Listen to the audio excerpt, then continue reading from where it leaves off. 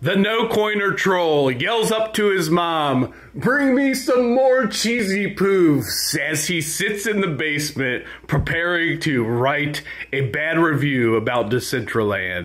I'm so sick of the trolls who compare Decentraland to these games that are made by hundreds of Indian children locked in cages. All they get to do is program all day, and they're some of the most abusive labor practices in the technology industry, which is saying a lot. No grown-up professional programmers strive to get a job in these game shops because we know they're nothing but Indian child slave labor.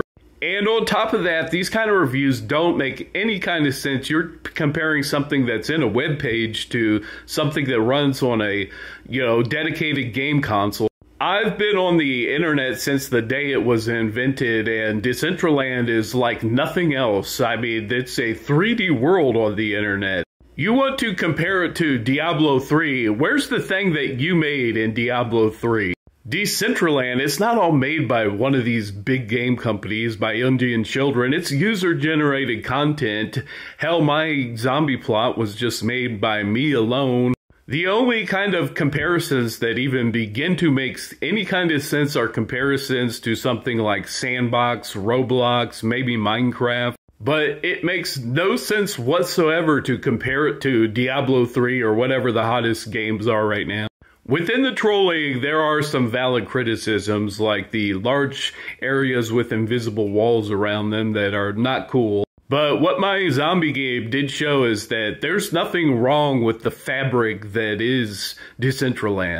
It is the most technologically advanced art canvas in the world. There's nothing wrong with the tools that you create within Decentraland. I mean, Blender, you can make something that's like Pixar in that. TypeScript, it's the most modern JavaScript programming techniques. Now, if you know much about cryptocurrency, if you survive from one bull market to the next one and survive the bear market, you're good.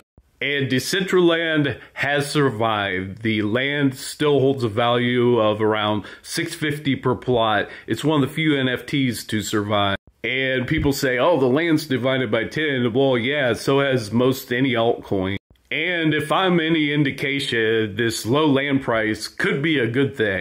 Because the people who it makes sense to have this land and who's going to provide value to the ecosystem are true artists, people who are dedicated to 3D design, game design, web programming, 2D art, music, etc.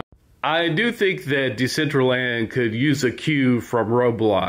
I feel like there must be some sort of way to allow more people to experience creating without diluting the value of the land. And I could think of two different ways to do that. One, you could allow some sort of thing where you kind of roll the dice, or you get to select from things that people have made that aren't on the map and allow people to enter these isolated lands. Or two, you could have another city, but the only way to get there is to collect lots of little coins that are scattered throughout the main map. And then maybe once you get those coins, you could only go to the secondary map for so long. These are two ideas to consider if it gets to the point where there's some sort of real danger that Decentraland's going to go offline or something. In summation, I don't think Decentraland's going anywhere. It's already made it through a cycle, which is a strong indication it's here to stay. And it's still the world's first three-dimensional world that's a website, which is just mind-blowing. I've seen some places on Decentraland that just blew me away with how beautiful they were or how creative they were. And there's nothing wrong with the tools that you create with them. I mean, Blender is one of the best 3D tools out there, and you can download it for free.